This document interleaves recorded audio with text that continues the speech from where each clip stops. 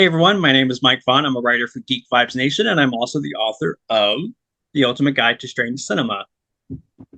And I'm Dylan Gonzalez. I'm the editorial director for GeekVibesNation.com and also a co-host of the Home Dance Film Festival podcast. And welcome to a new Video Attic new release roundup. If you're new here, welcome. What we do is we go back and forth and we talk about the latest home video releases, the good, the bad, the ugly, the really, really awful. We kind of cover all of it, but I think we have a pretty good slate. Very wide and varied. Yes. But with that, I'm going to start this party off with one I know you and I talked about a little bit prior, so I'm kind of curious to hear like your deeper thoughts on this. But Carmen from Sony Classics, which I have to say, I think was really there. It's so frustrating, right? Because there's aspects of this movie that I really, really love. The dance numbers, the musical numbers, all of those are like fantastic, like staggeringly good. I think the issue comes with the narrative, and it's a sort of weird, uneven mix of like Romeo and Juliet, maybe a little bit of Natural Born Killers thrown in. And it has this kind of weird, almost Lynchian sort of vibe, but it never fully commits to any one of those things. And that's where I think the movie kind of falters. If the movie did really lean hard into this surreal aspects, I think I could have overlooked some problems like uneven acting, clunky dialogue. The plot's very formulaic. Yeah, like some of that dialogue is off.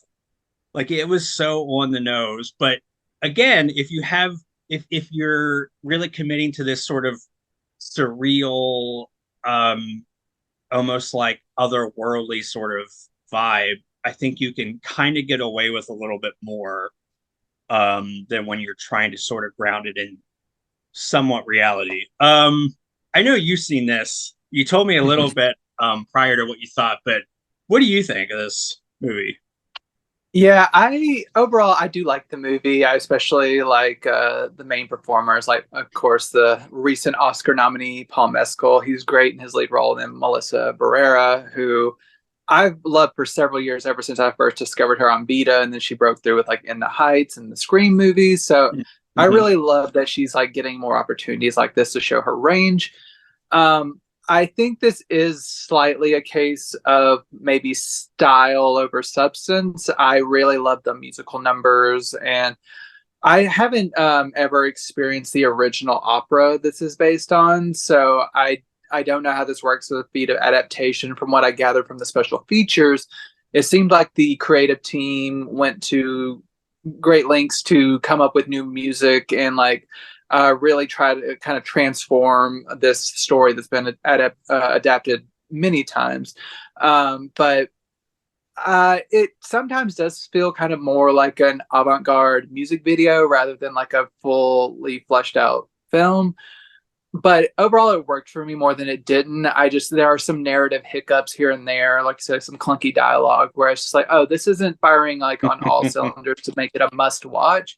But I think if you're like a fan of like musical based dramas, because I wouldn't even classify it as like a all out musical, it's like has musical sequences. But if you like kind of musicals or just these performers, I would recommend it. It's just like it's good, not great, I would say. Yeah, I would definitely agree. Like, I didn't hate watching it. Like, I thought it was interesting. I mean, yeah, I just want a smash cut of those like dance musical like numbers, and then that's kind of all I need. But yeah, I mean, it is like you said. I like these actors. I like that they're doing bigger, better things. Yeah, I mean, your mileage may vary. I thought it was fine.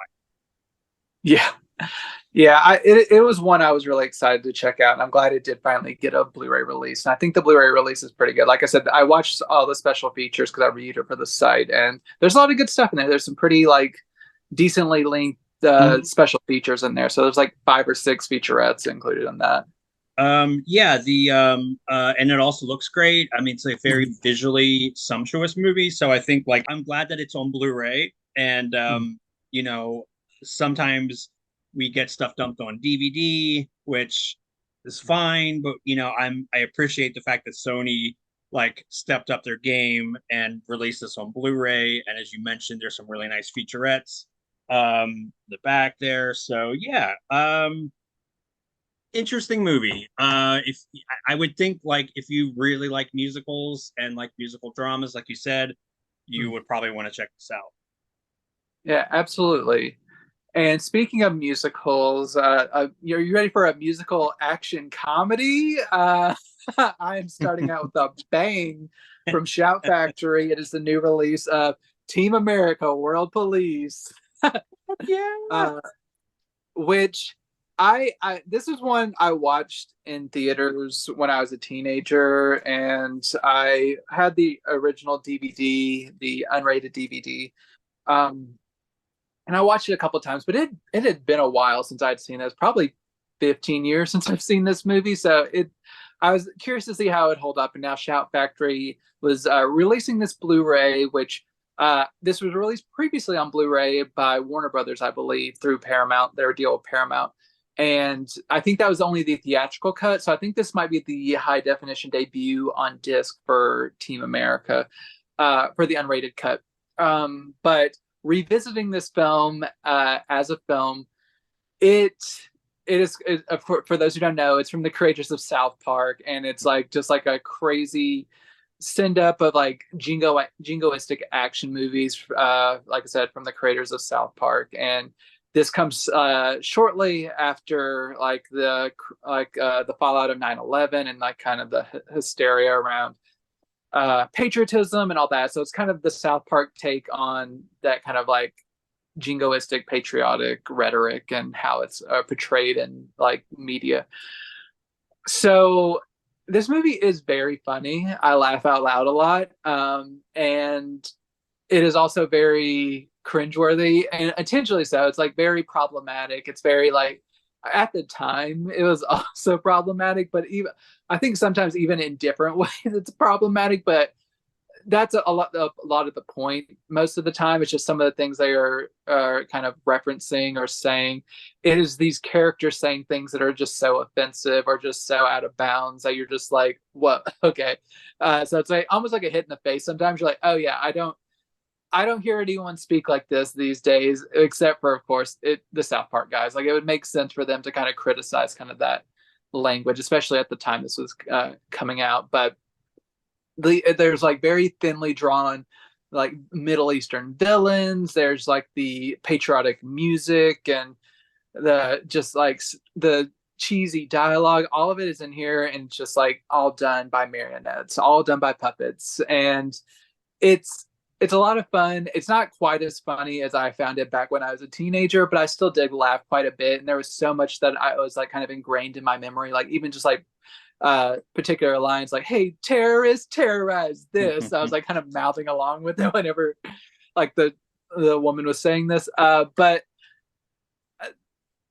it it's if you've watched it recently and you still enjoy it, I think this is a great release of it. If you're kind of worried about it not holding up, I think your worries are valid. I still think it's a very funny movie. It's just like you if you just have to be kind of in that mood for just like like this is going to be wildly over the top and offensive and just like say the most outrageous stuff. But like I like that sometimes, and it made me laugh overall. But um one thing, this new Blu-ray, like I said, it comes with the unrated cut, which isn't wildly different from the theatrical cut. It runs about maybe like a minute longer. I think it's mostly the extended puppet sex scene. So anyone who's seen it will remember that a very extended sequence and just like all the lewd acts that they just kind of like keep on going with. Um, but beyond that, the unrated cut has also been given a new fresh HD scan and restoration from the original camera negative. So it looks the best it has on Blu-ray. I will say it looks really good. This was back whenever that we were still doing things on film, and it looks really nice. And it's like captured by the cinematographer Bill Pope, who's like done a lot of the biggest like action movies and stuff. He did The Matrix and stuff. So this looks really nice. There is one sequence that doesn't look great, but I think it's by like the limitations of the source, and that is whenever there's kind of like a montage sequence where one of the characters is like going to visit like national monuments and stuff. So I feel these are shots that they had to steal on the day. That's what I would assume, because you're like at like the Washington Monument and stuff, and you just see kind of like the puppet leaning on like a column, and you have to know that Matt and Trey did not get permission to like film, like bring cameras and try to film there. They probably just stole that. So that kind of looks more DVD quality, but everything else that's just like normal footage. It looks really nice. 5.1 and 2.0 sound. I viewed with the 5.1 and it sounds great. It includes all the original special features that were on the original DVD and then Blu-ray. So there's like an introduction and then just different featurettes that deal with like the creation of the puppets, the people who are like making them come to life, creating the production design, all this type of stuff. And there's no new special features, so it's mostly just the addition of the unrated cut finally in high definition and the new scan from the original camera negative. So Shout Factory, I did show that there's 2 discs, one for each cut of the movie. So they didn't try to. I mean, they probably could have did seamless branching, but they chose not to. There's no reversible cover art, but here's the background art. Yeah. So here's Kim Jong Il in the background. Yeah, it's ooh, yeah. I know. Sorry. No. That's me quoting It's the okay movie. for the South Park guys to do. But yeah, so this is a great release. The special features, oddly enough, are kind of doubled up over the 2 discs. So they're the same special features are on both discs. There's no like, I guess you could just keep 1 disc if you really cared to only have 1 cut, but there's 2 in this. So yeah, overall, I'm glad Shout Factory released this for fans. It would have been nice to get this in 4K, but then I'm not sure if maybe the source would sustain that, but they chose another Blu-ray and I'm glad to finally own it in high definition. Nice. Yeah, I also haven't seen this in a while, and I know like if I'm ever in like a funk, I'll listen to the soundtrack. Mm-hmm. Because there's a lot of original songs that are like hilarious. Mm-hmm. But so when this came out, the Chiodo brothers, who did like the puppets and stuff, they did a Monster Mania Con, and I had them sign my then DVD of Team America, and Nice. yeah, so I'll have Andre put that up on the screen so you all can check it out. But yeah, yeah, I think like this is a release. I feel like it's a good excuse to check it out. I'm gonna brace myself for. I do remember a bit that I know I shouldn't really laugh at, but it's like lease instead of rent. Oh yeah. Everyone has AIDS. Yeah, yeah. Which we're not laughing at that. We're just laughing at the absurdity of. Yeah. But yeah, and that's kind of this whole movie is like you feel like an awful person for laughing, but also I think there's something cathartic. I remember, I guess we were both pretty young when like 9/11 happened, so it was sort of a way to recontextualize how crazy and messed up that was. But that might be giving it more credit than it's due. But anyways, Yeah. I guess just to say, having that kind of experience and then watching this movie kind of in real time after that was pretty fresh. I think sort of like it would just be a different experience if somebody was born post 9/11 viewing it, like if you Yeah. didn't really weren't around in that climate. Yeah. But you were disappointed about a 4K, but I'm going to pivot to a 4K. This is one that I wanted to watch a second time, but I got this later. Um, so I didn't have a lot of time to sort of spend with it, but I was excited to check this out. It's Babylon 5, The Road Home, and back. Really nice packaging. I mean, Warner Brothers really does a great job. I like this, like their Warner Brothers 100 line. So here's the back. We do get some nice features. I didn't get a chance to really dig into these yet, like the commentary track, but I'm really excited to do that this weekend. So here's the inside. So no reversible art or anything, but there will be a digital copy in there. So yeah, it's really kind of hard to talk about this movie without giving a lot away. Hardcore Babylon 5 fans, I think, will feel a little bit mixed with this. I like the sort of multiverse angle that they went with. I like that kind of, again, without any spoilers, like there's some familiar faces, some characters that they're able to sort of like fold back into the series. There's been quite a lot of Babylon 5 stuff post show. I think this is the fifth film and maybe the second direct to video. If I'm wrong on that, chime in the comments, school me. But I'm not like the most hardcore Babylon 5 fan, but I mean, for me, I thought it was satisfying enough. Like the story is pretty decent. They do fan service, but I think they do it really well. You know, it's one of these that like I watched it once, I want to watch it again. I think the animation's really nicely done. Warner Brothers animation, like especially with their like, I know this isn't a DC project, but a lot of their DC stuff, their animation, their house style is always really good. Voice acting, great. I think there's times when the pacing is a little uneven, and that I think is probably maybe like my one complaint. Have you seen this yet? Are you a Babylon 5 fan? I have not seen that, and I've never seen an episode of Babylon 5. So I was going to ask how you thought that this would kind of settle with someone who's never seen it, like just as like a standalone story. That's a good question. I don't think you would be totally lost. It definitely, you know, relies a lot on like established lore.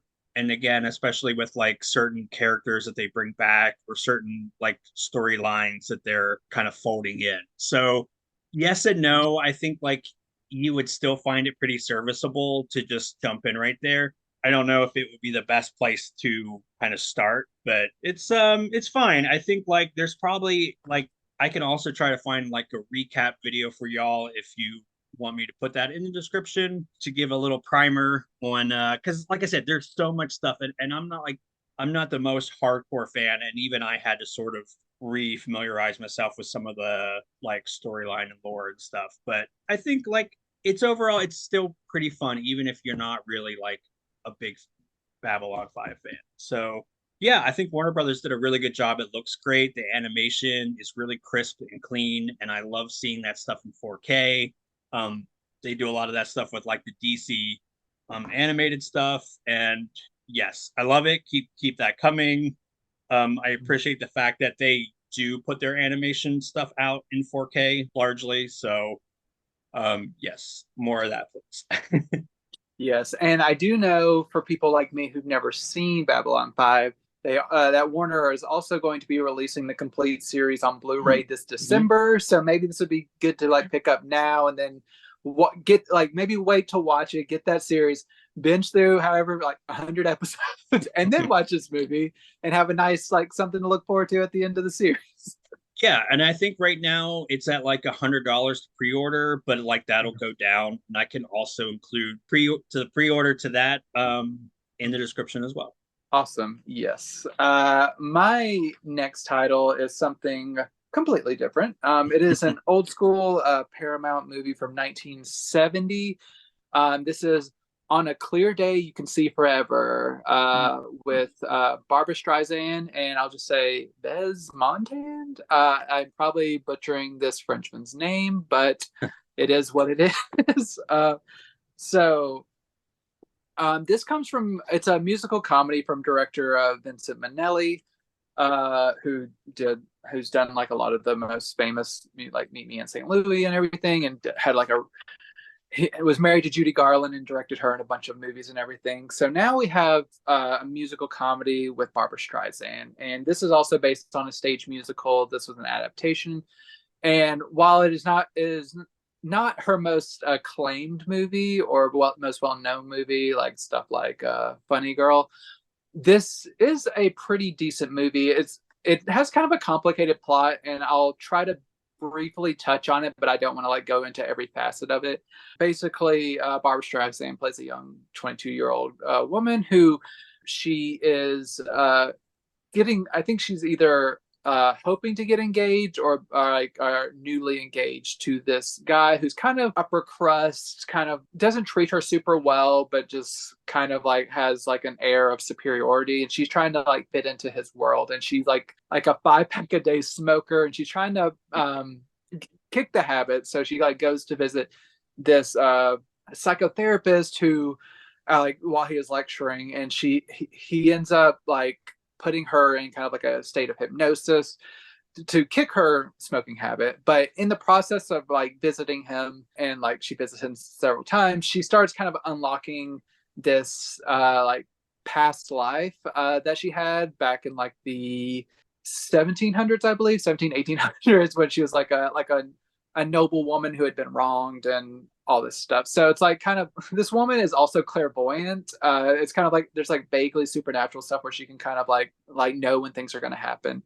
So she's like tapping into these past lives of hers, and she's also, while she's with this therapist, she's slowly starting to fall in love with him, and he in this process is starting to fall in love with the past lives version of her, like just kind of like when she's in this trance. And there's like a whole research grant angle where like people's like trying to study whether like she's actually like a reincarnated version of people. It's a whole thing, but it's just like a weird musical romance, kind of supernatural, like past lives movie. That's a lot into one movie, but it largely works. It's a little slow at points. It's a little over 2 hours, and it doesn't really keep your attention the entire time. There's some kind of slower elements, but overall, I think what really makes this work is the cast. Barbara Streisand does a really great job, and she's committed to her character at every turn. And the direction, mostly in the like kind of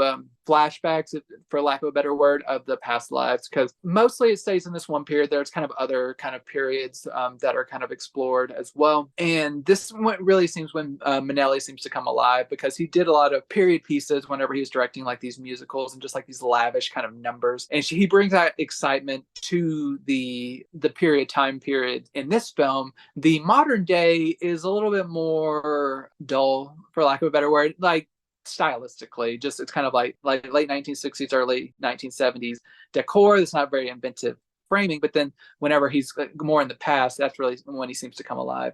But there's some good musical numbers. There's some brief appearances from Jack Nicholson and Bob Newhart. The romance is pretty decent. I didn't find like a palpable chemistry between them, but the people that they wanted me to hate, i.e. her potential fiance, I did hate him. He was a jackass. But overall, it's a pretty decent, not top tier musical comedy from this pair. And this Blu-ray, I would say kind of fits the same mold, where it's decent but not great. This comes from an older master. You can tell there's some instability in moments. There's a little flicker here and there. There's some obvious bits of like small bits of damage in parts, and like little bits of debris that makes you want to have a restoration for this.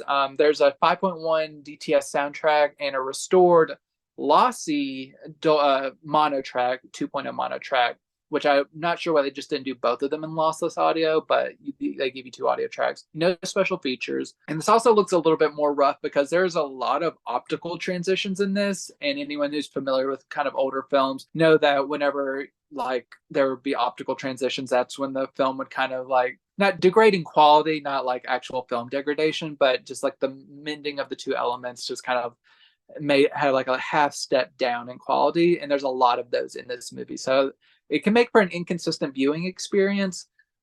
But as a movie, I think it's a fun watch. It's just a little slow at points. But if you're a Streisand fan, check it out. If you're lukewarm on musical comedies, probably skip this one. It's not an essential one, but it's decent.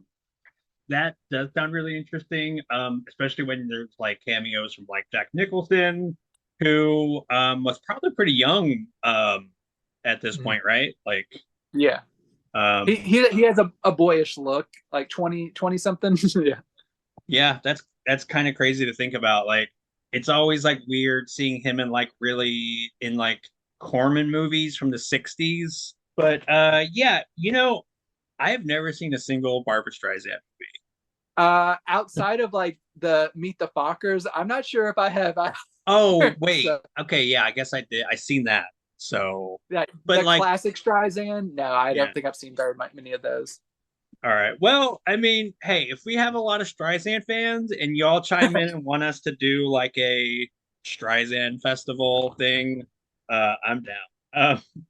Nice. So, I have not one movie to talk about, but two. Ooh. And that is two from Warner Archives, and both very, very different. Both, I want to say both are good, but like, well, you'll see why I think one's way better than the other. Cimarron is the first one. I think I'm saying that right. I don't know. Yes. Okay. Um, Here's the back. We do get some like features.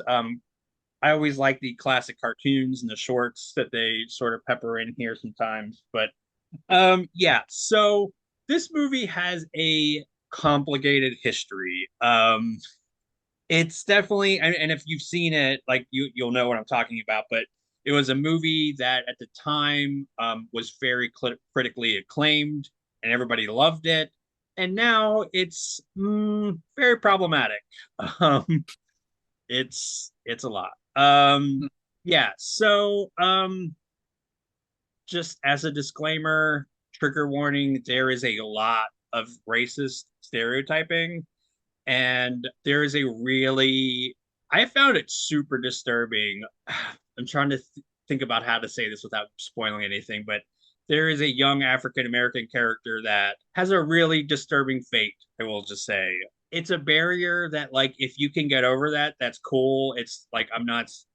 I don't know. For me, it just kind of made the whole movie feel really uneasy to watch. Not to mention that it's like almost like it's over 2 hours long. Yeah, it's over 2 hours long. So, I mean, outside of that, I think like it's just the storytelling is a little uneven. It's a shame because it's beautifully shot, it's wonderfully acted. It's just holy crap, have we changed? Mostly, at least in our sensibilities with movies. Like, and I don't know. I'm not the PC police. I'm not saying like you can't enjoy this movie for other aspects. It's just it's so prevalent and ingrained in the movie that it's hard to really separate those things. You might have an easier time doing that. That's fine. I'm not judging either way.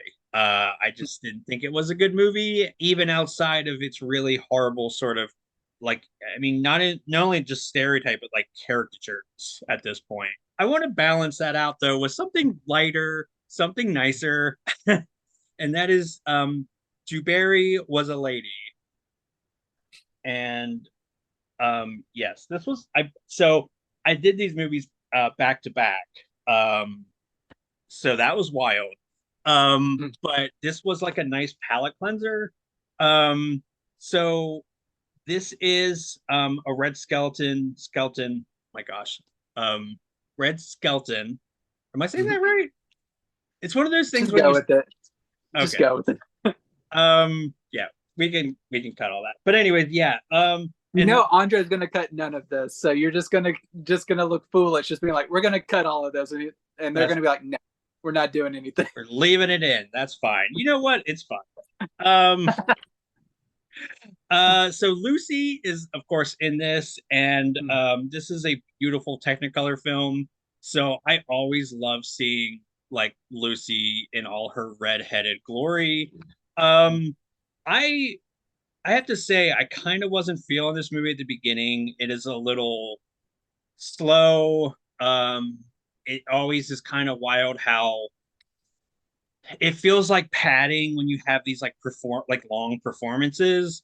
And then I was like kind of thinking that like when this was made, people didn't have like the internet, and you couldn't just see like if you wanted to actually see a performance, you had to like, go to like a live performance somewhere. So I guess like early movies like this, uh, you know, I guess that was part of the appeal. Like you could actually like see a performance, but I don't know. To modern audiences, I'm like, okay, this has nothing to do with the plot, but cool. But yeah, I really liked it though. I mean, Gene Kelly is great. The musical numbers are really good. I think my favorite sequence though is like when so there's like a really cringe subplot where the guy's gonna roofie this other guy, his like romantic rival, and it's like yikes, but then he ends up kind of roofing himself and having this weird psychotic sort of like dream that he's the king, but everything's sort of like has this really fun anachronisms in it. And yeah, Lucy is just wonderful in this. Like her and Red just bounce off each other so well. There's a really hilarious moment with her like these ridiculous beads, which I'm not gonna say what they reminded me of, but you can use your imagination. But this is a family show. But yeah, gosh, everything was great though. I love the comedy. It's this very specific sort of kitschy kind of cozy absurd rom-com that I like. I think you have to really be in the mood for something like that. It is very silly, but it was that right amount that I really enjoyed. Did you get to see this yet? No, this is one that I did not get to see. I have seen Cimarron though, but I was. You can keep talking about this one, and then I'll comment on Cimarron. Oh yeah, okay. Yeah, but I mean I'm almost wrapped. But yeah, like it's fun. I think like the transfer is beautiful. Again, this is like one of these like wonderful lavish Technicolor films, and yeah, it's perfect looking. I mean, Warner Archive never disappoints. Just the costumes, the detail in the sets. I mean, everything pops so much, and I really, really appreciate this. Like, this is definitely one of those. Like, if you have the DVD, like, just upgrade. Or if you haven't seen it and you like this cast, like, it's great. It's a lot of fun. So, highly recommend. Not so much. Yeah, Cimarron, that one's interesting because I know a lot of people they don't like the movie, but they were excited that finally one of the last remaining Best Picture winners, not on Blu-ray, was finally getting a Blu-ray release. And lately, or in recent time, since I knew that was coming out, I also checked out the 1960s adaptation of that story that Warner Archive put out a few years ago because I wanted to be able to compare the two. And neither of them have the greatest reputation, but I ended up liking the 60s version a little bit more. They toned down the racist elements a little bit. There's still some things that aren't great there, but even though it's longer, it felt shorter. It's like 2.5 hours, but it felt shorter than this just because I don't know, it kind of flowed a little bit better for me. I also thought Glenn Ford was a more charismatic lead than the lead we had in the 30s version. Both of them I think has a big problem with the movie, especially this one, because I get right into it in this one. They kind of build up a little bit more in the 60s version. The most exciting part of the movie is the land rush, like the Oklahoma City land rush, or Oklahoma City wasn't established then, but Oklahoma land rush. They get that out of the way like right at the beginning, and the rest of the movie can't live up to that, and nothing really like progresses in a very interesting way. So I don't know. That movie is just so lopsided in interest for me. Like at the start, I'm like, okay, this is pretty cool, and then it just kind of like drops off, and I'm just like, oh, this. I'm not super interested in the rest of this. So Yeah. yeah, it's I mean, just speaking for myself, and like if you feel the same way, chime in. But like, there's movies, like older movies, and it's like sometimes you just have to separate some of that like problematic elements. If it's not like overwhelmingly integrated into the story, I can kind of, I don't love it, but like I can kind of compartmentalize a little bit. This movie is just, it's so inherently baked into it that it was just really hard to, separate that. But how you deal with problematic elements in movies is like a whole huge discussion that, well, we won't get into, but yeah, it's a lot. Yeah. I'm going to follow your lead. I'm going to do a double feature here. I'll try to go through these fairly quickly because it's a unique thematic. I don't know what MGN was going on with this month, but they decided to just do two Hitman related movies. So here are two Hitman stories. The first is Diary of a Hitman with Forrest Whitaker. And so this was released in the early 90s, 1991. And no reversible cover art, just kind of bare basics of everything. And this one, I liked it okay. It wasn't my favorite. It's probably the lesser of these two for me, just in terms of consistency. Forrest Whitaker plays a hitman who is kind of wanting to check out of the game. He wants to kind of like stop what he's doing, but he's like trying to raise up enough money, and then he kind of gets this one final hit that he needs to take out on a person that he's assigned by kind of this really psycho dude who he wants to kill his girlfriend, and then you learn later that he also wants like to pay extra to kill her baby as well. Yeah, so but whenever Forrest goes to carry this out, things go awry, and he kind of becomes like endeared to this lady. So it's just kind of like this hitman who wants to get his life right. He's been put in this like crazy situation, and then now he's faced with this moral dilemma of like whether to kill this woman, get his money, or how to kind of go from there. And this whole time you follow him around. He has like this voiceover narration in his head of just like what his life's like, what his kind of whole deal is. And it kind of reminded me of like what would eventually become like Ghost Dog Way of the Samurai, which is actually a really good movie, and like kind of Forrest Whitaker in this stoic badass role. This is kind of like a little clumsily handled. Some of the acting choices are a little off, especially on the part of the woman, I believe played by Sherilyn Fenn. There's also a brief appearance from Sharon Stone as her sister, but it's like a very brief appearance. Overall, I would say this is a passable movie, but it's not something I would really go out of your way to see. If you want a stoic Forrest Whitaker badass movie, go see Ghost Dog. But as just kind of like a thriller drama from the early 90s, it's okay. But Diary of a Hitman, it doesn't do anything special. This comes with a bare bones special features, a pretty dated master that looks fine but not fantastic, 2.0 DTS audio that sounds good, but the transfer could be better, but it also could be a lot worse. There's not egregious nicks and scratches, but overall it's fine. But for my other assassin movie, it is a bestseller with James Woods and Brian Dennehy. And this is from the late 80s, I believe, 87.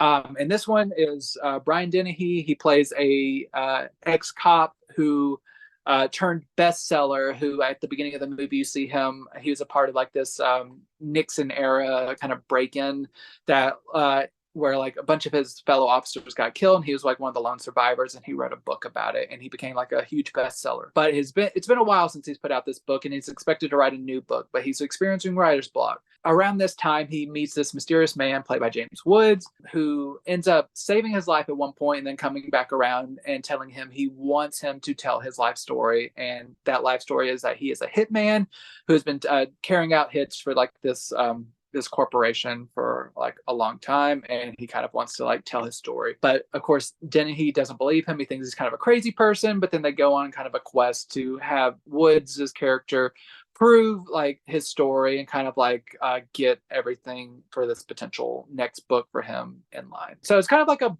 unconventional buddy movie slash like thriller with these two, with like some playful banter of them getting to know each other. But overall, I would say this is better than Diary of a Hitman. It's still not like great, but it's kind of like in that vein of like 80s action movies where you're just like, oh, that was fun, and then you never think about it again. Like oh, these actors, they're doing a good job. I like Brian Dennehy; he's doing like a fine job, and then it's just nothing you ever think to like, oh, I need to recommend this to someone or anything. It just kind of like does the job, and that's it. Worth a watch if you like either of these. I know James Woods is kind of a problematic figure, like for like his right wing kind of, but he used to be a pretty captivating actor, as especially in like a lot of Cronenberg stuff and everything. But same as Diary of a Hitman, Dated Master. I think it holds up a little bit better. There's still some nicks and scratches here and there. DTS 2.0 audio, no special features. This will be kind of a common refrain for some of my other titles I'm talking about today from MGM as well. Overall, if it interests you, it's now on Blu-ray. If it does not sound even slightly appealing, don't worry about it. You're not missing anything special. It's just kind of like it does the job. So the Hitman hour is over. The Hitman corner is over. That was my little sound effects for the Yes. for that corner. That is kind of a weird coincidence, those two MGM releases. But you know, if you're into Hitman movies, it's a really good time. Something very different than that is another title from Mondo Macabro, and that is The Fear. And this one was a really cool discovery. So here's the back. So I really like these films, especially in like the 50s and the 60s, where they would talk about like sexual repression and sort of show that in a way that is a little bit maybe like not on the nose. This is a Greek film, and it's basically, how do I put this? Like it's a psychodrama family kind of situation going on. And I don't want to spoil too much, but right away you get the sense that it's just a really weird family dynamic. But the movie's kind of masterful in how it really like slow drips that information, and it's really creepy, and the black and white photography is just stunning looking. I will say, trigger warning, there is a assault that is very graphic, and if that's something that you find troubling, you might want to skip this one, because there's a debate whether or not you really need that in any movie. But I will say, like, it's part of the plot and not just to have it sake. But yeah, this movie is just a fever dream. That's just like, it's like, seems like a cop out to say, but that's just like the easiest way to describe it.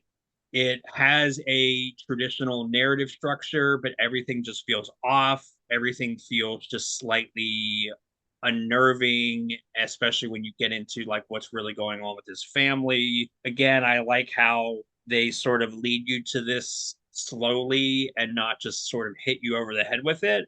And I really appreciate that. So this comes from a new 2K restoration. It looks great. There is a documentary on the filmmaker who didn't make a lot of films. So it's really interesting to kind of have what he did make preserved like this. And yeah, it's a really nice release. So there's the interior. As always, there is a red case edition, which I think maybe is sold out, but that has a booklet. This is the standard edition. Same disc though. And again, it looks great. It's a weird movie. I had a really good time with it. Anytime Mondo puts something out, even if it's like not my cup of tea, they always do a really good job of, including something to sort of contextualize what you're watching. That's like maybe an issue with a set I'm about to talk about later, but I appreciate the documentary on the filmmaker, and it kind of helped me enjoy this on repeat viewing. So yeah, I highly recommend it. That's awesome. That sounds something I would be pretty interested in, so I'll probably have to check that one out. My next one is another one from MGM. I like this one a lot better than my past two films. This is, and I will say, don't let the title fool you. This might get us like on some kind of mature watch list ban, but it's not. This is the Playboys, with Robin Wright, Aidan Quinn, and Albert Finney. And so this is a pretty charming movie. I believe this was early 90s, if I'm not mistaken. It doesn't tell like the other two. But this is a movie set in 1950s rural Ireland, and the basic plot of this is that Robin Wright plays a woman who is kind of the talk slash pariah of the town. She is a pregnant woman who is like just given birth at the beginning of the movie, who refuses to name who the father of the child is. And it's kind of, everyone's just like, who is it? Who is it? And it's just kind of like ostracizing her for this. And Albert Finney plays this like police chief who's kind of trying to keep the town in order.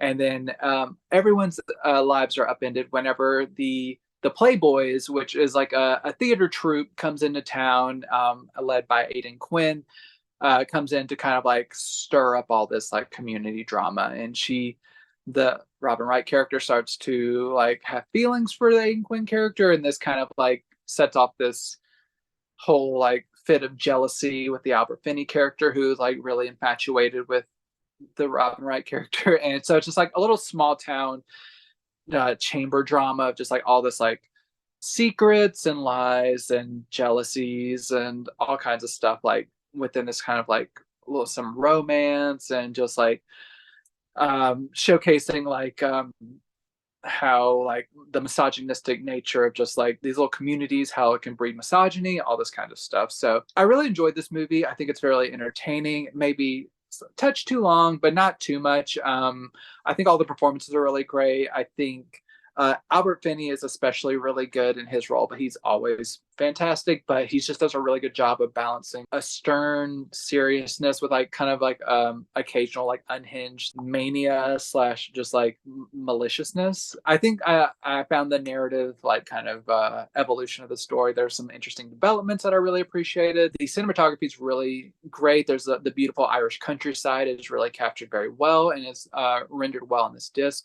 This comes from a dated master like the previous two MGM releases, but I think it holds up a lot better. I think it helps that it's more visually sumptuous movie. There's like really bright colors within the countryside. I didn't see much in the way of like outright damage. There may have been little nicks here and there. Once again, DTS 2.0 audio, which sounds perfectly solid. No special features, but if you like just kind of like a pretty engaging like 90s drama set in the 1950s Ireland, and you like these performers especially, it's a good one. And I think this might make it seem like more of like a outright romance than it is. I think there's more like small town intrigue. There is romance, but there's more to it than this kind of this bland cover would lead you to believe. I think it's a pretty solid movie overall. Nice. The cover, you're right. The cover doesn't really sell me on like it being really interesting, but that's why we have these reviews. So you can uh but yeah, I'll have to check that out. That was something that I had never even really heard of. Me But either. yeah, I mean, that's kind of what's fun about the show. Like there's so many great little weird discoveries. So I'm going to be talking about a set of movies. I'm going to go through it fairly quickly because they're fine. They just don't have a lot of substance. Yeah. You know what I'm talking about. Yeah. And that is the Mr. Wong Collection. So, all right. There's also not a lot of variety between the movies, so you don't really need to go one by one that much. Yeah, they kind of blend together, but I do want to talk about a few titles that I thought were standout. So check Yeah. this out. Inside, this is how the discs are broken down. Like they're not in individual discs, which is fine. I think they look overall really good. I'll get into that in a little bit. There is only one special feature, and that is a commentary track on the first film. I don't know if this was exclusive to this set or if this is a port over. Do you recall by any chance if that was a I think based solely on who they got to do it. I think it's probably a new one just because he's just in the kind of their little pool of audio commentary people that they usually get for new Okay. audio commentary tracks. Yeah, so I, yeah, I don't like it's stating the obvious, but if you find it cringy that Boris Karloff, an English guy, um, doing a Asian American caricature, um, then I understand if this set's not for you. It's a barrier. It's a huge barrier to get over.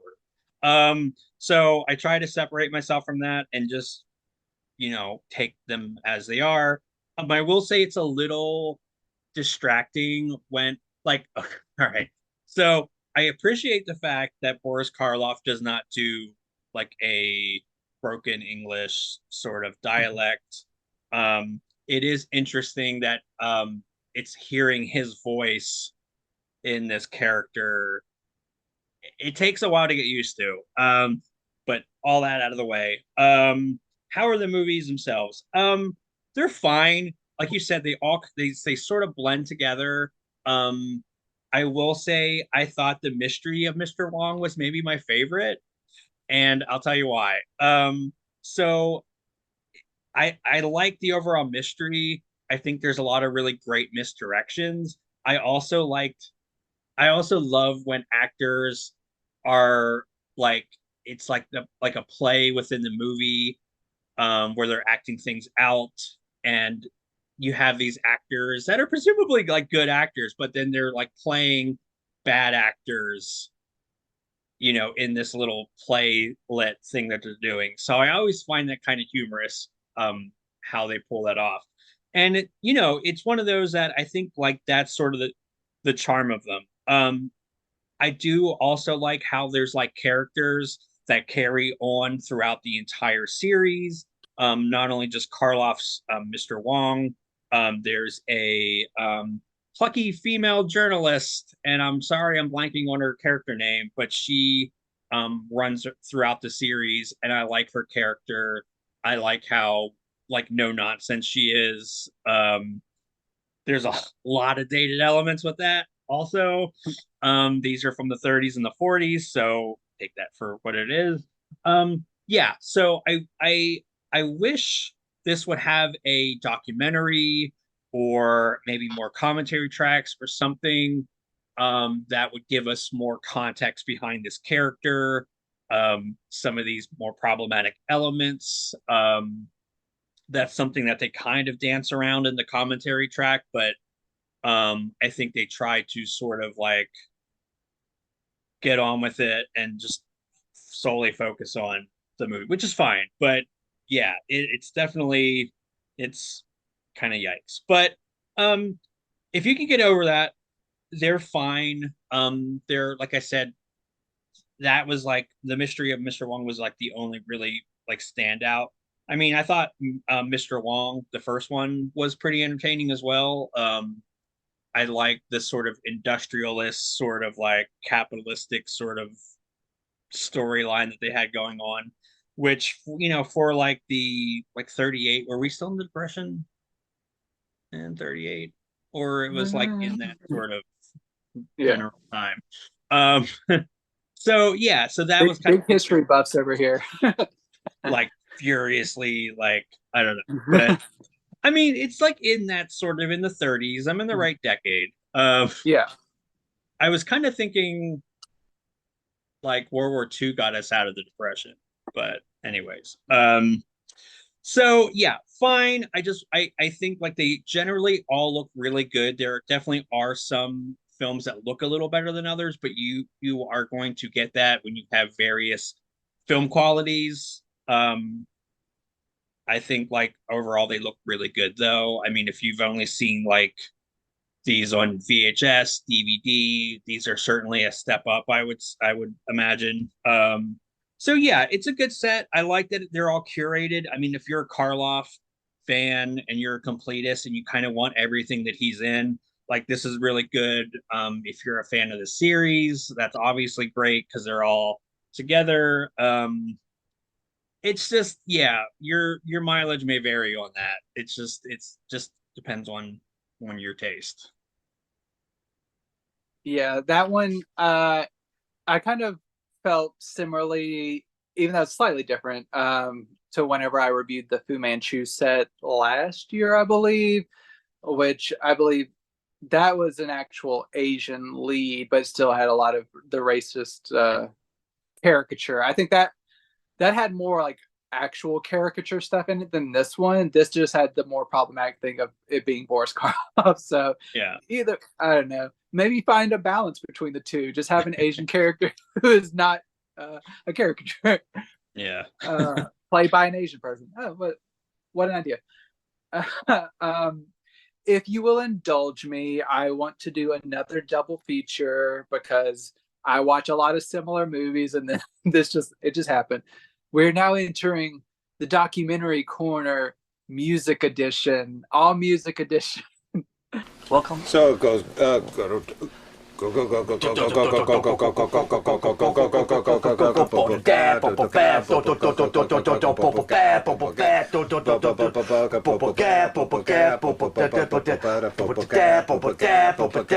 go. This first title, this came out a while ago, but I wanted to revisit it for a very specific reason. This is David Crosby, Remember My Name. So I believe this came out in 2019 and then came out on Blu-ray a little bit later. But David Crosby unfortunately passed away earlier this year in January. And I've been wanting to like revisit this film and just like give him a little bit of like pray, like kind of just remembrance of him, because like remember my name. Like I wanted to remember him because he is such a fantastic musician, and I really loved this movie when I saw it in theaters. So I thought this was a good opportunity to get the Blu-ray and just like revisit it and see how I felt about it now that he has passed. And I love David Crosby as a musician. As a person, he's always been pretty complicated. Anyone who knows anything about him, he's a self-described asshole, but you also kind of love him for it. And he was like one of the most interesting people that would like one of those older generations who would use Twitter to just like pop off on various subjects and call people out and just really act a fool. It was just wild seeing him on Twitter. But what this film does is it's not a puff piece, and I think that's how Crosby would want it. And there are some special features on here where he talks about what it was like to like reckon with this movie once it was finally released. Like he participated in this, but he kind of made like a like kid gloves are off type thing. And like the it's a mixture of like archival footage and new interviews with various people, and archival interviews with various people connected to Crosby. And what you find is he's isolated a lot of people from his life, especially a lot of his bandmates who have kicked him out. Like he was a part of the original lineup of the Byrds. He got kicked out of that. He was, of course, had Crosby, Stills, and Nash, and then later Crosby, Stills, Nash, and Young. They disbanded because they couldn't like stand each other. And just over the years, he's just had problems with like sex, drugs, and rock and roll. And this movie reckons with that. And like what, like, while yes, he did all that, he got like arrested for drugs. He like was really strung out on drugs. He got thrown in jail, all this stuff. He like lost friends, lost girlfriends. All this is to say like he lived that life, but it's not glamorized. He's like pretty much, he's not like here to say like, well, like now that I'm better, like I can realize like that was horrible. He's not framing it as like now I'm great, like now I'm a really good person and I was bad then. He's just like, I had a very complicated life. It was really rough. I'm trying to do better, but like there's no really like reconciliation at the end. Like, oh, now everyone who he once isolated now wants to be friends with him again. It's not really like that.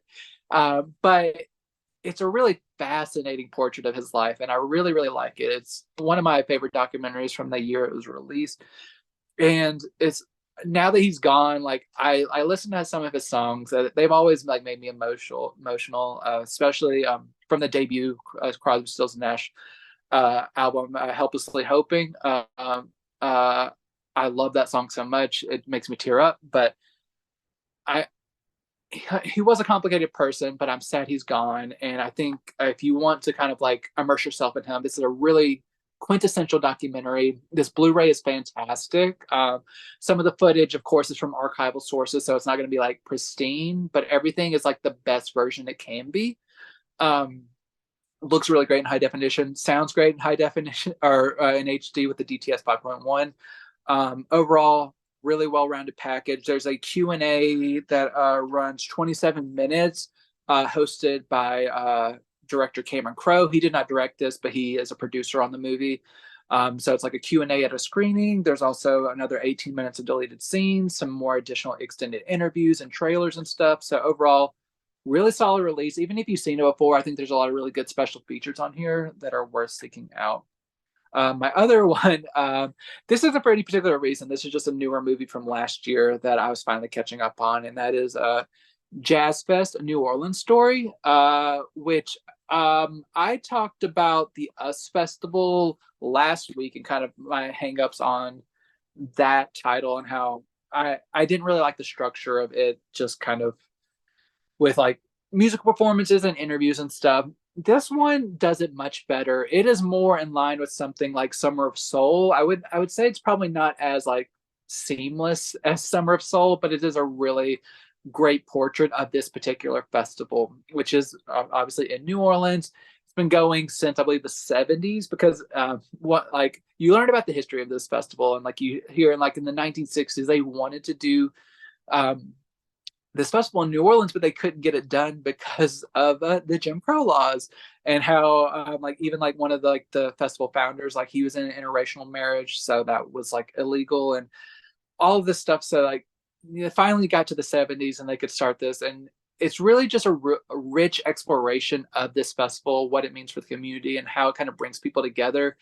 And while it is kind of billed as like a jazz festival, it is really all encompassing. You have like hip hop, rock, all kinds of like you have Katy Perry in this movie, but you have like Jimmy Buffett's a producer of this. He spends a lot of screen time on this. You get a lot of great blues people, a lot of great jazz people. You get Pitbull in this. You get a lot of really well-rounded artists in here to talk about this festival. The music, the culture, like there's a big element of like food within this, the sense of community, and all within this. You like I said, you're getting a lot of talking heads. You're also getting some really good performances. While you don't get like several minutes long like musical performances, you get like enough where you feel satisfied, and they're captured really well. And so you really get a nice flavor of this festival, like from a cultural level, a musical level, and just like historical level. I think it really blends very nicely. This is not as stacked with special features as the David Crosby documentary. It just has trailers, but it looks just as great as you would expect.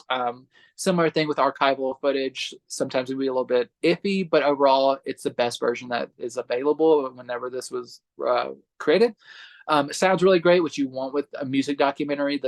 The songs just pump out and like really fill up a room. It's really nice.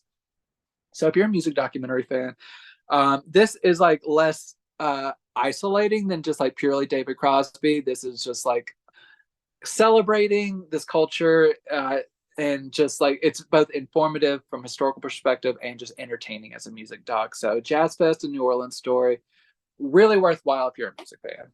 Nice.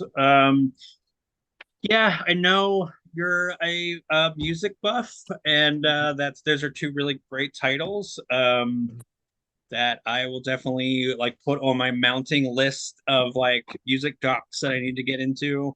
Yes. So you were in the musical documentary corner. I am going to take us to the weird, abstract, black and white, minimalist corner. Yeah. Whatever that looks like. So it's I got scary. two. That's what it is. Yeah. So I have I also have another double feature, and that is Last and First Men, narrated by Tilda Swinton, who I love, and Tales from the Gimli Hospital, um, which we kind of talked a little bit about. So I'm curious to get your thoughts. But I'm going to talk about first. Like I keep wanting to say First and Last Men. That's not right. Last and First Men. So this is and that kind of gives you an idea, like visually, what this movie is like. But it's sort of like, okay, um, like there is this sort of apocalypse that happens. This is kind of what the new sort of norm is. And it's almost like a travel log. Um, like if you were sort of an alien visiting this new world, Tilda Swinton sort of just narrates like this is how our culture is. This is like what things do, and it gets really weird, but there's something very like soothing about it. Um, and they do kind of weave in these themes of like climate change and like what we're doing to our planet. But I will say it's not as like I like those elements. I I'm not a big fan if it gets super preachy, but I don't think that it kind of goes quite that to that level. But yeah, I liked it. It's like I said, it's beautifully shot. It's very weird. There is no traditional dialogue. It's literally just kind of showing you these like weird landscapes and monuments, and it's just really weird. It's very creative. It feels like a more elevated, like student film. I say more elevated because I don't want it to sound like I'm being shady saying that. It's one of those films, either you're into it or you're not. Like if you're not into something that's a little bit more like abstract, maybe style over substance, you're not going to have a good time with this at all. But I mean, it's not very long. It's 71 minutes. It doesn't feel like 71 minutes to me, but it gets you pretty much into what you're getting into in the first couple minutes, and then you just sort of go on the journey. Yeah, I liked it. I thought this was a really cool discovery. If this seems like something you'd be interested in, I highly recommend it. So now we're coming to the one that you've seen, and I am a fan of Guy Madden. Am I saying that right? Like it's how it I don't know. You're the fan of him. I don't know. well that's how I've always been saying it. But anyways, this is not one of my favorites of his. I think if you're like new to his movies, like My Winnipeg is excellent. That's a really good place to start. But I will say this sort of does give you a nice primer for a lot of like what Guy does, which is like this sort of taking the template of like German silent cinema and recontextualizing it in a more modern way, but still using some of those like techniques. Some of that, like he's big on using like German expressionism in his films. Like this kind of feels like it could be like an old German silent film. It's not silent, but it just has that feeling. I know you were saying that it kind of gave you dement was it oh why am I blank that dementia film. Yeah, I think yeah, Dementia, which came out like either last year or the year before. I don't know. Time is a construct, so I don't know. Like it's weird. Yeah, and I was thinking about that when I popped it in, and it does kind of have that kind of element of like the psychosexual. um this is certainly more overt in that area than you could really do in the 50s with dementia, but yeah, it does have this very nightmarish feeling. It's one of those that like it's probably in the context of his films more structured traditionally, like narrative wise, but it still is kind of more of like a it's more about mood and style than a actually rich narrative. And that's, that's not being shady. That's just like there's not a lot going on. It's just sometimes it's just a flow of consciousness. Sometimes you'll get rambly stories um, that just sort of go nowhere, but it's there. Yeah, I think this was interesting. I like that this has a 4K restoration. It still looks a little bit rough, but I think that's sort of also kind of what maybe the director had in mind, because again, it is a pastiche of these sort of silent German films. So yeah, interesting. We do get a new commentary, which that is really exciting. I think that alone is kind of worth purchasing this. It does have another short film from the director. It has a re-release trailer. So we really do get a lot of like nice like features. So yeah, what did you think? Yeah, that one, I like it okay. It really kept me at like arm's length because I was just like, what am I watching and stuff. It's just kind of like there's some creepy elements. It got a little bit too abstract for me for the headspace I was in at the time I watched it. I expected a slightly more structure, but that I won't hold that against the film. That's more against my expectations. But overall, I think it's decent and it has some like weird, creepy elements. But overall, it's definitely one I probably need to rewatch, especially before I write my review for it. It's just kind of it's very art housey. Like you need to know that you're getting into something more abstract before you embark on that one. Yeah, it's a lot. I mean, I would say like Last and First Men is a little bit more soothing. Like it's a little bit more like chill. This one is definitely all over the place. I mean, I think that's like something the director sort of like honed in on a little bit. Like it's a little bit more like even, where this is a little bit like it definitely is like an early feature where you're throwing everything out and seeing what sticks. It's very much that, but I still liked it. But yeah, like I would be really interested to hear what you think of like some of his other movies. Yeah, I'll have to check them out for sure.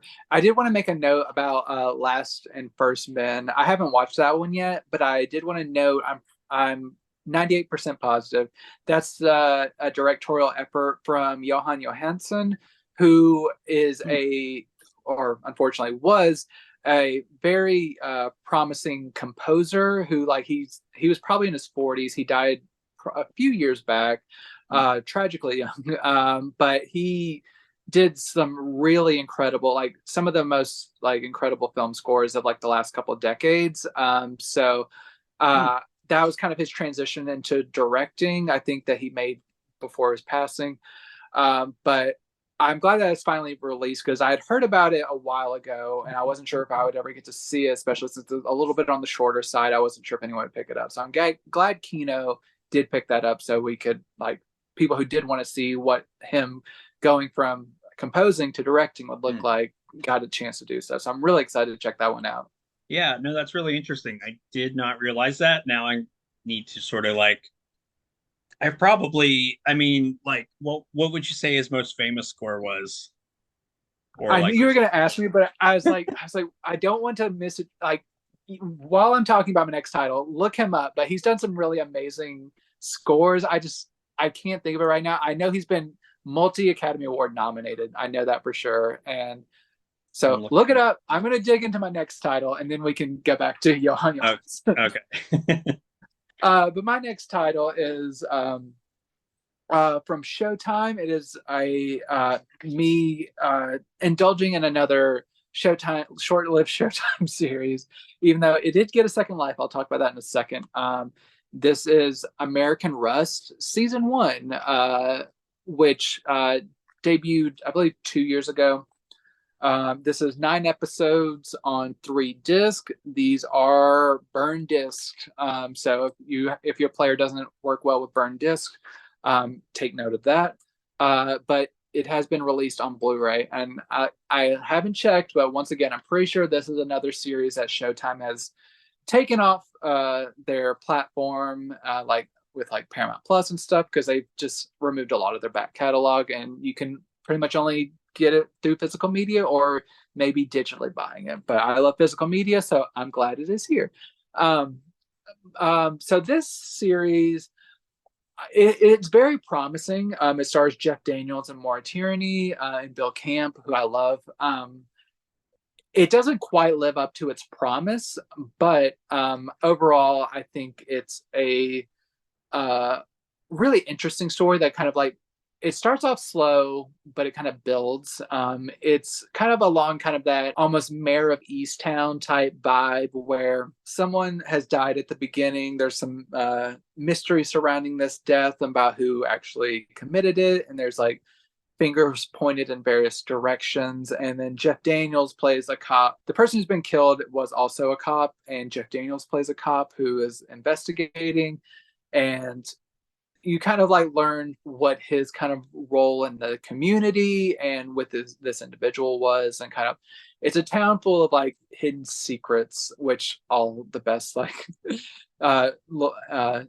gritty dramas are, like all full of little secrets and interesting little characters. This series has a lot on its mind. It wants to tackle a lot of big themes about like economic disparity in America, and like the opioid epidemic, and police corruption, all these types of like big themes that it's wanting to weave in and out of this narrative.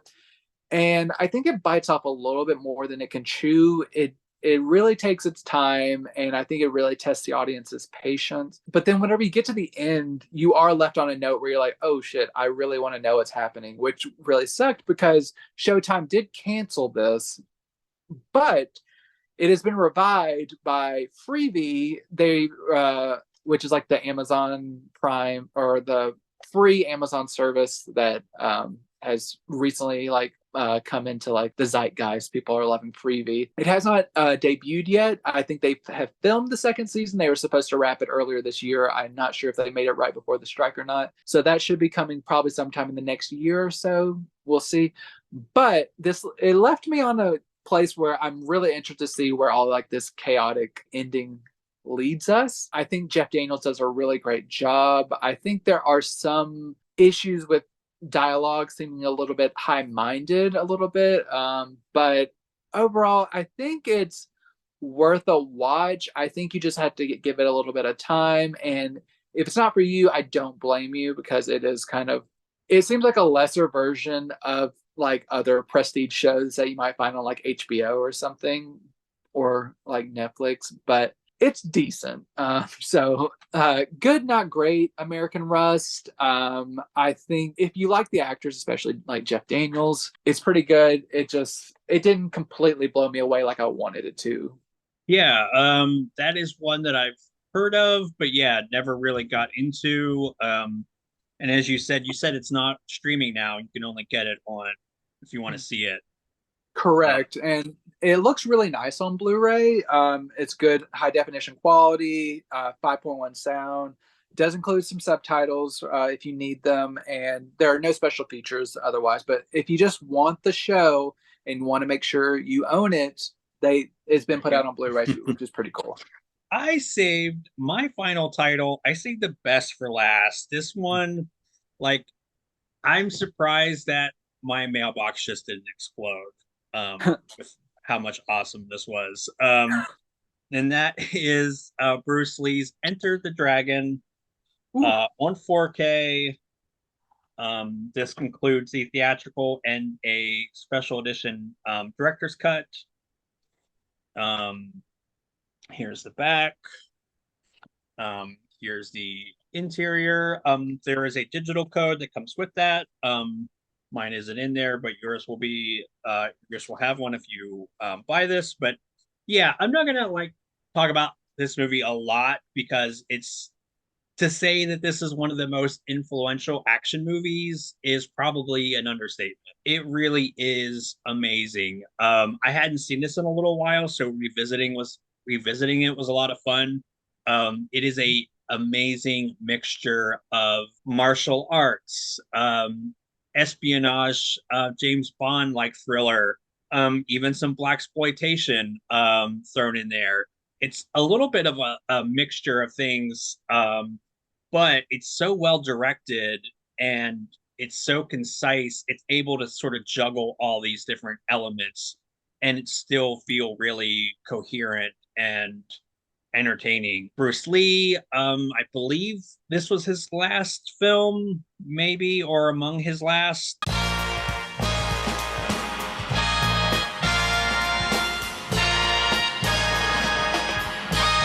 Chime in the comments if that's wrong. I know I thought I read that this was released a few months after he died. But yeah. Tragic though, with Bruce Lee, but it's amazing seeing him. John Saxon, of course, is a big cult favorite and is awesome in this. I love his character. I love all the dialogue is just so witty and amazing. It's oh gosh, I love this movie so much. So I will say it looks overall really good. There was some moments that looked slightly blurry, picture wise, but really I can't complain otherwise. Everything pops really nicely. The colors, the contrast. It doesn't look over processed, which I appreciate. Sounds really great. Yeah, we get an Atmos track that's fantastic. You want a big beefy kind of soundtrack with like an action film like this. All of it's just really, really fantastic. As I mentioned before, there is a theatrical version, and then there is a slightly longer 102-minute version of the film as well. I did not get into the 102-minute version yet, but I plan to. And this has a commentary track and an intro. So really good. I love this movie so much. Have you seen this one?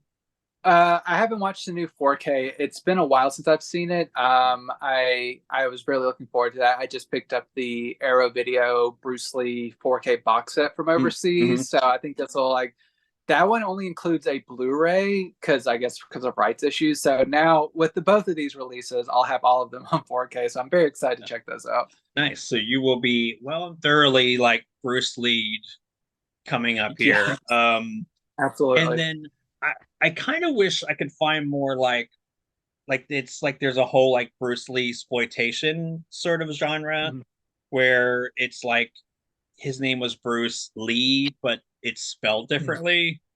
Yeah, I think there's a box set coming out of that. I think I heard a rumor that like maybe Severin or someone was putting that out. So keep an eye out. Ooh, that would be nice if it was Severin. I might be able to get that. But we will keep you all posted. But yeah, this is like if you're a film fan, yeah, you can't.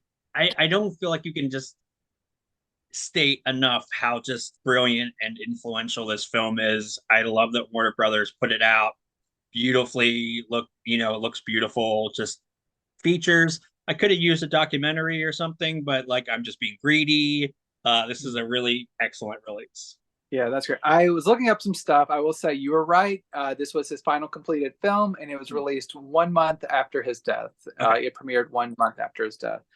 And also, to go back to my conversation before American Rust about Johan Johansson, when I could not remember his scores, he some of his bigger scores were Arrival, which is an all-timer, Sicario, Prisoners, and Mandy. Like those are some of his big ones. So Johan Johansson,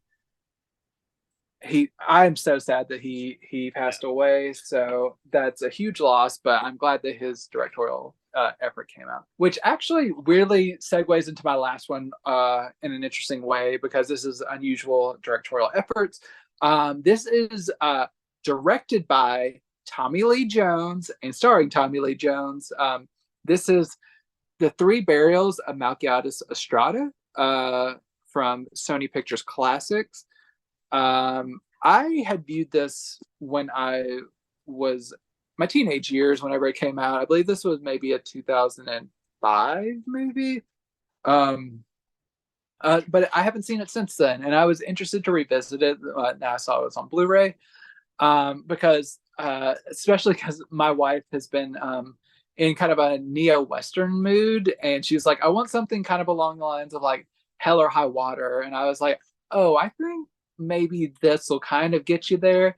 And while it's not as great as like Hell or High Water or like No Country for Old Men, it's really a really good movie. It makes me want to see more from Tommy Lee Jones as a director.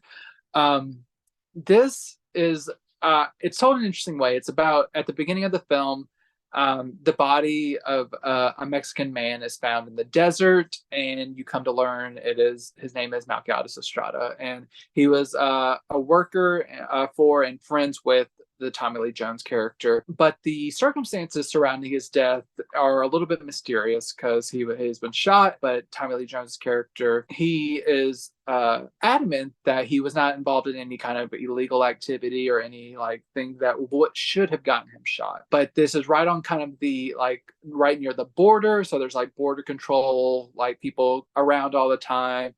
The police, they seem a little bit corrupt as well, so it's kind of Tommy Lee Jones, his character tried to like get to the bottom of what happened to his friend and like root through all the corruption and everything. And there's a whole town of characters throughout. I believe Dwight Yoakam is the sheriff. There is Barry Pepper plays a border agent whose wife is January Jones, who people might know from Mad Men or Last Man on Earth. There is Melissa Leo plays like a local like worker at a diner. Like her and her husband owned a diner. So there's a lot of like pieces of this puzzle where you kind of like you get flashbacks to like Tommy's character first meeting Melquiades, and then coming back to like him like investigating, and you kind of like piece together all these different storylines of just like, oh, this is what this character was doing, which ended up like leading to his death and stuff. So you just kind of like piece all this puzzle together. And I think it's like, it's edited in a really good way. Like it keeps a really good pace. The performances are excellent. And like the dusty cinematography and like just the overall feel of this, it gives me like that neo-Western high that like we were looking for. Really great score. And I think Tommy Lee Jones just really knows the Old West ethos and like cinema and everything, and he has a really good mind for it. And this actually includes a commentary track with him, January Jones, and Dwight Yoakam, and just hearing him talk about his filmmaking process and just like having him reference like, oh, like I was trying to go for like a kabuki theater type thing with this scene. I'm just like, this is like wild just to hear you just talking so just like nonchalantly about your filmmaking process and inspirations. I think that is almost worth it for me alone, just like to hear him talk about the filmmaking process. But this is just a really interesting, like under the radar gem from like the 2000s, and I'm glad that it is on Blu-ray for people to like rediscover, because I think it is worth rediscovering. It's a really great movie. And like I said, there's an audio commentary. There's not anything else in terms of special features, but like I said, that's enough for me. It looks really nice in high definition. I don't think it's been given a new remaster or anything, but it looks good, sounds good. If they were ever to do another Sony Pictures Classics 4K set, I would hope that maybe that they would upgrade this, because the cinematography I think would be perfect for this and it would look really nice, and it's just a great movie. But until then, I think it's worth getting on Blu-ray if it sounds interesting to you. If you're a fan of neo-westerns, definitely pick it up. And I originally had this like to be the film I talked about like previously, like before American Rust, but I wanted to switch it out and like I ended on a high note. So that's my high note is Three Barrels of Melquiades Estrada. Highly recommended. That's awesome. Yeah, another title under my radar, but sounds right up my alley. So I guess that does it for this episode. As always, we really appreciate any likes, comments, sharing. All that stuff's amazing. It's cool that's seeing that seems like some of y'all are coming back for more. We do this weekly, so please subscribe, all that good stuff. And thank you for hanging out with us.